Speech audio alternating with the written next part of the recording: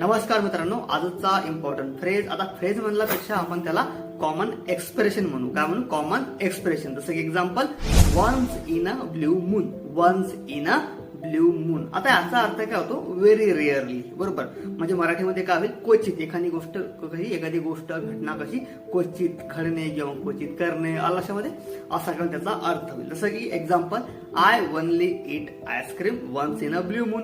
I only eat ice cream once in a blue moon. म्हणजेच काय? मी क्वचितच आईस्क्रीम खातो. म्हणजे मी नेहमी खातो का? नाही, मी एखाद्या वेळेस खातो, असा त्याचा काय होईल? अर्थ होईल.